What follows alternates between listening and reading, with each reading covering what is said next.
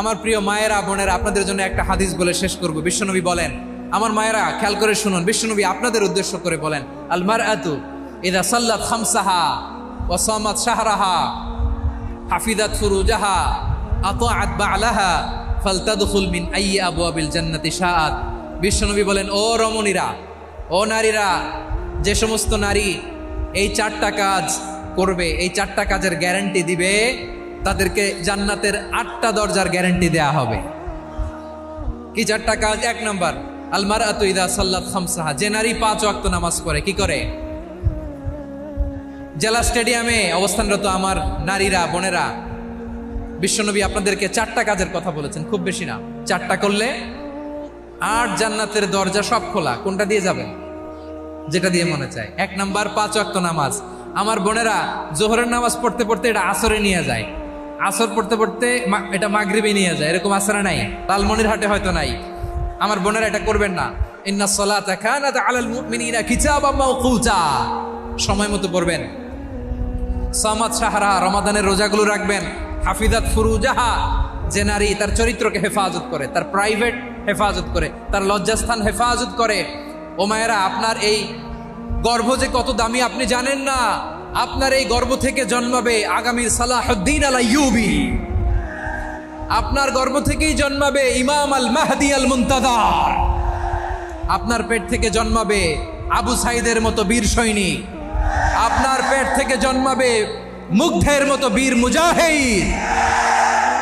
আপনি জানেন না কে আসবে আপনার পেট থেকে।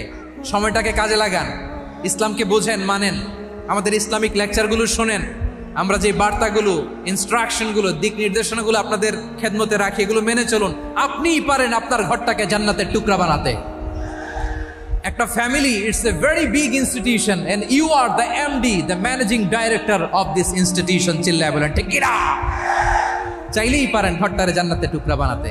5 ওয়াক্ত সালাত, রমাদানের রোজা, নিজের চরিত্রের হেফাজত, ও আতাআত বা'লাহা, স্বামীর আনুগত্য।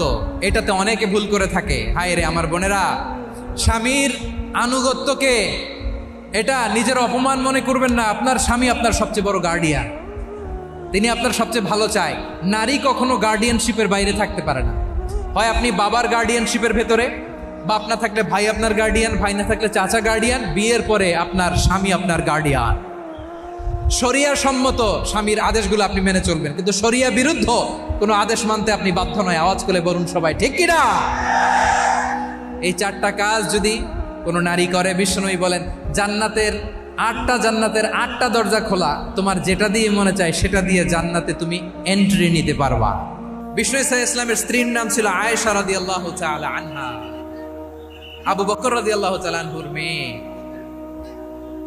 আবু বকর রাদিয়াল্লাহু তাআলা আনহুর আরেক মেয়ের নাম হচ্ছে আসমা। কি নাম? দুজনই আবু বকর রাদিয়াল্লাহু তাআলা আনহুর মেয়ে, আসমা আর আয়েশা। নাম দুইটা কেমন লাগে?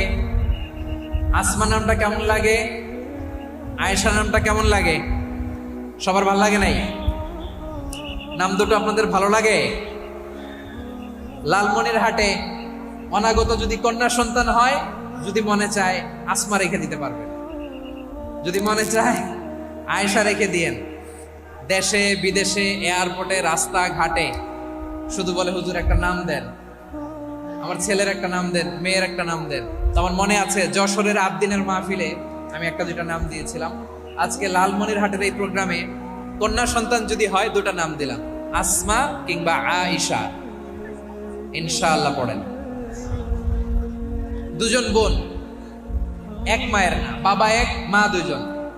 আয়েশা রাদিয়াল্লাহু তাআলা আনহার মায়ের নাম উম্মে রুমান, আর আসমা রাদিয়াল্লাহু তাআলা আনহার মায়ের নাম কুতাইলা বিনতে আব্দুল উজ্জা। আবু বকর রাদিয়াল্লাহু তাআলা আনহু 4টা বিয়ে করেছিলেন। তো একই ঘটনা ঘটেছে এই ফ্যামিলিতে। আসমা ইসলাম ধর্ম গ্রহণ করে মুসলিমা, কিন্তু তার মা কুতাইলা মুশরিকা। আই রিপিট, বোঝার জন্য আমি আবারও বলি, আসমা রাদিয়াল্লাহু তাআলা আনহা মুসলিমা, আর আসমার মা কুতাইলা, আওয়াজ করে বুঝে থাকলে বলেন, আসমার মা মুশরিকা। তার মানে মেয়ে মুসলিম, মা অমুসলিম। ভেজাল আছে না নাই? কিন্তু কুতাইলা আর ধৈর্য ধারণ করতে পারে না। নার ছেড়া ধন, কলিজার টুকরা ধন, কলিজার টুকরা সন্তান, আসমারে দেখতে বড্ড মন চায়। সাইয়েদনা আসমা রাদিয়াল্লাহু তাআলা আনহা মক্কা থেকে হিজরত করে মদিনায় চলে গেলেন হুদাইবিয়ার পর। যখন মক্কা মদিনার ট্রাফিক স্বাভাবিক হলো, মক্কার লোক মদিনায় যায়, মদিনার লোক মক্কায় আসে। কোচাইলা কলিজার টুকরা সন্তান আসমারে দেখার জন্য কিছু উপহার নিয়ে বিশাল মরুপথ পাড়ি দিয়ে মক্কা থেকে মদিনায় যায়। সুবহানাল্লাহ বলেন। এখন মা আসছে মেয়ের সাথে দেখা করতে, মেয়ে তো আর দেখা দেয় না। মেয়ে ভাবছে আমার মা তো মুশরিকা, অপবিত্রা, তার সাথে কি দেখা দেয়া যাবে? বিশ্বনবীর দরবারে চলে গেলেন। সুবহানাল্লাহ বলেন। কি সৌভাগ্যবান ছিল তারা, মাসলা জানার দরকার হলেই নবীর দরবারে চলে যেত। ঘরে বউয়ের সাথে ঝগড়া হলে নবীর দরবারে চলে যেত। অনেক সাহাবী বলে আমার পেটে ক্ষুধা লাগলেও আমি নবীর কাছে চলে যেতাম, কারণ নবীর চেহারার দিকে তাকালেই আমার পেটের ক্ষুধা মিটে যেত। সাইয়েদনা আসমা রাদিয়াল্লাহু তাআলা আনহা বিশ্বনবীর কাছে চলে গেলেন, যে বললেন ইয়া রাসূলুল্লাহ ইয়া হাবিবাল্লাহ ইন্না উম্মি কাদিমাতুন ইলাইয়া ওয়া হিয়া রাগিবা। আমার মা মক্কা থেকে অনেক দূর মরুর পথ পাড়ি দিয়ে উপহার সামগ্রী নিয়ে মদিনায় আমার সাথে দেখা করতে এসেছে গো নবী। আমার জানতে বড্ড ইচ্ছে হয় আমি আমার মুশরিকা মায়ের সাথে একটু দেখা করতে পারবো কিনা। আফা আসিলুহা, আগে যেমনি আমি আমার মায়ের সাথে ভালো আচরণ করতাম, যেমনি আমি আমার মায়ের সাথে সদাচরণ করতাম গো নবী, এখন আমি মুসলিমা মা মুশরিকা, এখনো কি আগের মতো সদাচরণ করতে পারবো নাকি? বিশ্বনবী বললেন নাম সিলিহা, হ্যাঁ রে আসমা, অবশ্যই অবশ্যই, আগে ঠিক যেমন তুমি তোমার মায়ের সাথে ভালো আচরণ করতে, এখনো তেমনি আগের মতো ভালো আচরণ করবা। আওয়াজ করে পড়েন সুবহানাল্লাহ। কি ইসলাম আমরা পেয়েছি, কত ব্রড মাইন্ডেড আমাদের ইসলাম, কত ওপেন মাইন্ডেড ইসলাম, কত ওপেন আপ করতে পারে, চিন্তা করতে পারে। বিষ্ণু বললেন হ্যাঁ অবশ্যই, নাম সুলিহা, আগে যেমনি ভালো আচরণ করছো আসমা, এখন ওইরকমই করো, পারলে আরো বাড়াই করো। সুবহানাল্লাহ বলেন। তাহলে আমার যে হিন্দু ভাইয়েরা, হিন্দু বোনেরা, ইমানের বদৌলতে দৌলতে আপনি ধন্য হয়েছেন, আপনার আম্মা আব্বা এখন মুসলমান হয় নাই, তাদের জন্য দোয়া করেন, তাদের জন্য দোয়া করেন, আল্লাহ যেন তাদেরকেও ইমানের দৌলত দান করে। আমরা সবাই পড়ি আমিন, আরো জোরে পড়েন আমিন। এখন বলেন ইসলাম কি ন্যারো মাইন্ডেড রিলিজিয়ান না ব্রড মাইন্ডেড? লালমনিরহাটের যুবক ভাইরা আওয়াজ করো, ইসলাম কি ন্যারো মাইন্ডেড না ব্রড মাইন্ডেড? কতটা ব্রড মাইন্ডেড দেখেন। বিশ্বনবী সাল্লাল্লাহু আলাইহি সাল্লাম অমুসলিমরা যদি নবীকে উপহার দিত, ওই উপহারও বিশ্বনবী গ্রহণ করতেন। সুবহানাল্লাহ পড়েন। আপনার অমুসলিম বন্ধু যদি উপহার দেয় সেটাও আপনি নিতে পারবেন, যেটা নেওয়া জায়েজ। কিন্তু আপনার বন্ধু যদি আপনার মদের বোতল দেয়, নিতে পারবেন? হ্যাঁ, মদের বোতল দিলে পারবেন। আপনার বন্ধু যদি আপনার পর্ক দেয়, পর্ক, শুকরের গোশত মিশ্রিত কোনো খাবার, ওটা নিতে পারবেন না। হালাল যে কোনো জিনিস নিতে পারবেন। বিশ্বনবী সাল্লাল্লাহু আলাইহি ওয়াসাল্লাম অমুসলিমদের দেয়া হাদিয়া গ্রহণ করতেন। কেমন নবী ছিলেন, আমার নবীরে চিনে নেন, আমার নবীর অ্যাটিটিউড জেনে নেন। বিশ্বনবী সাল্লাল্লাহু আলাইহি ওয়াসাল্লাম যখন কোনো জনপদে যেতেন, 3টা অপশন নিয়ে যেতেন। প্রিয় ভাইয়ের আওয়াজ করে বলতে হবে, কোন জনপদে গেলে আমার নবীর অপশন থাকতো কয়টা? আমার মতো 3 আঙ্গুল উঁচু করে দেখান আর বলুন, আমার নবী কোন জনপদে গেলে কয়টা অপশন নিয়ে যেতেন? 1 নাম্বার অপশন আসলিম তাসলাম। নতুন এলাকায় গেলে বলতেন আসলিম তাসলাম, ইসলাম ধর্ম গ্রহণ করো, শান্তিতে থাকবা, আমার ভাই হয়ে যাবে, আমরা ভাই ভাই, ইসলাম মানো, আমরা ভাই ভাই। অপশন নাম্বার কত? 1। যদি বলে না ইসলাম মানবা না, ওকে, অপশন নাম্বার 2, মুসলিম হওয়ার দরকার নাই, লা ইকরাহা ফিদ্দিন, ইসলামে কোনো বাড়াবাড়ি নাই। খ্রিস্টান আছো থাকো, বৌদ্ধ আছো থাকো, ইহুদি থাকতে চাও থাকো, কিন্তু আমরা যেহেতু রিজিওনাল সুপার পাওয়ার, আমাদের আন্ডারে থাকো, ট্যাক্স দিয়া থাকো, এটার বলে জিজিয়া। আলেম যারা আছেন বুঝবেন, এটার আরবিতে কি বলে? জিজিয়া। You pay us the tax, we will give you the security. তোমরা ট্যাক্স দিবা, আমরা সিকিউরিটি দিব। ইসলাম, ইসলাম মানো শান্তিতে থাকবা, ভাই ভাই, আমরা ভাই ভাই। অপশন নাম্বার 2, ট্যাক্স দাও, আমরা নিরাপত্তা দিব, মুসলিম হওয়া লাগবে না। এখন 1 নাম্বারও মানে না, 2 নাম্বারও মানে না, মুসলিম হবো না, ভালো খ্রিস্টান থাকো, ট্যাক্স দাও, আমরা সিকিউরিটি দিব না, এটাও মানি না। বিষ্ণু বলেন, তাহলে তলোয়ার আমাদের আর তোমাদের মাঝে ফায়সালা করবে। মুসলিমও হবে না, ট্যাক্স দিবা, নিরাপত্তা দিব, আমরা সুপার পাওয়ার, আমাদের আন্ডারে থাকবে, এইটাও না। তাহলে তোমাদেরকে তো আমরা বিশ্বাস করতে পারি না, কখন না কখন বিশ্বাসঘাতকতা করো, কার সাথে মিলে হাত মিলাও, তলোয়ার আমাদের মাঝে ফায়সালা করবে। তখন তিনি জেহাদের সশস্ত্র সংগ্রামের ঘোষণা দিতেন। সুবহানাল্লাহ পড়েন। দেখেন, পশ্চিমারা জেহাদকে এইভাবে চিত্রায়িত করে না। ওরা জেহাদ বলতে বুঝায় তলোয়ার, হাত কাটো, গলা কাটো না। জেহাদ সশস্ত্র সংগ্রাম 3 নম্বরে। অধিকাংশ ক্ষেত্রেই বিশ্বনবীর সুন্দর আচরণ দেখে, আরে আমার নবীর যে নুরানি চেহারা, অনেকে তো কেবল সিরেফ চেহারাটা দেখেই কালিমা পড়ে মুসলমান হয়ে গিয়েছে। যারা মুসলিম হয় নাই তারা তাদের ইসলামেই বলবৎ ছিল, ট্যাক্স দিয়ে ইসলামের আন্ডারে ছিল। যারা এটাও মানে নাই ওইটাও মানে নাই, তাদের বিরুদ্ধে জেহাদ। বিষ্ণু ইসলাম 7ম হিজরিতে যখন খায়বার বিজয়ের পরে ইসলাম রিজিওনাল সুপার পাওয়ার হিসেবে আত্মপ্রকাশ করলো, বিশ্বনবী চিঠি লিখলেন অন্যান্য সুপার পাওয়ারের কাছে। রাষ্ট্রীয় চিঠি লেখে এক রাষ্ট্রপ্রধান আরেক রাষ্ট্রপ্রধানের কাছে। ঠিক কিনা বলেন? জানেন না আপনারা? এই যে 24-এর ছাত্র নাগরিক অভ্যুত্থানে,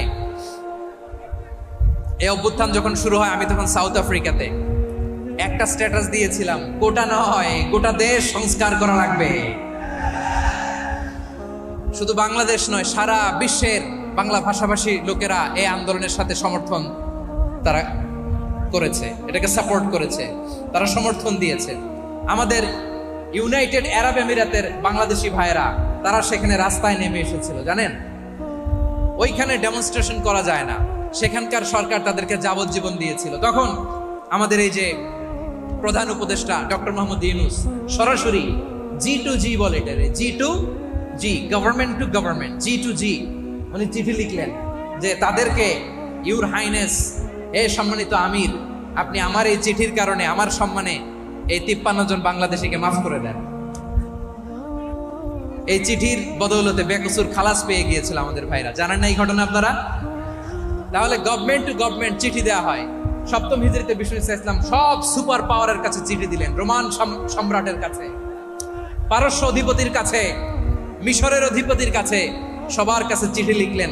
চিঠির ভাষা ছিল এরকম, মিন মুহাম্মাদিন রাসূলিল্লাহ ইলা মুকাওকিস আযীমিল কিবত, মুহাম্মদ রাসূলুল্লাহর পক্ষ থেকে মিশরের বাদশার কাছে, আসলিম তাসলাম, ইসলাম মানো শান্তিতে থাকবা, সালামুন আলা মান ইত্তাবাআল হুদা, শান্তি তার জন্য যে হেদায়েতের অনুসরণ করে। সুবহানাল্লাহ পড়েন। তো এই চিঠি অনেকে ভালোভাবে রিসিভ করেছে, অনেকে এই চিঠি পাওয়ার পরে নবীর কাছে আবার ইন রিটার্ন উপহার পাঠিয়েছে। কি পাঠিয়েছে? উপহার।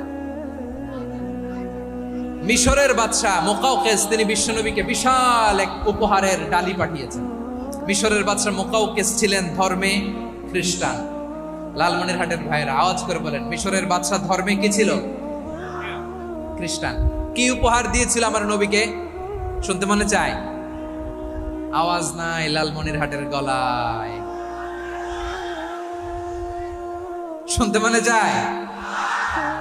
1000 স্বর্ণ মুদ্রা, 1000 স্বর্ণ।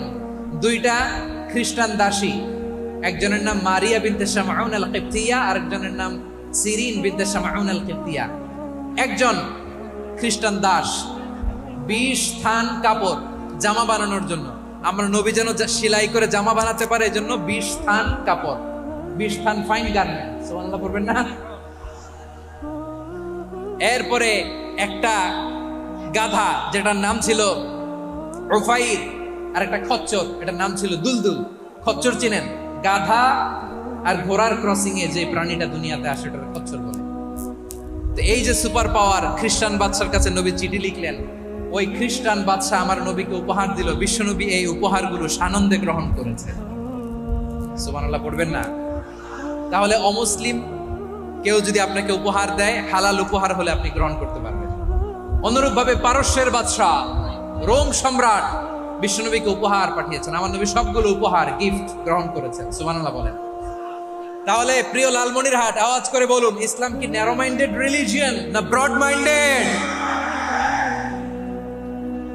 আম্মা জান আয়েশার কাছে মাসালা জানতে চায় মেয়েরা, হে আম্মা জান, অগ্নি উপাসকেরা তাদের ঈদের দিন নওরোজের সময় আমাদেরকে পাখি দেয়, নেওয়া যাবে? উনি বললেন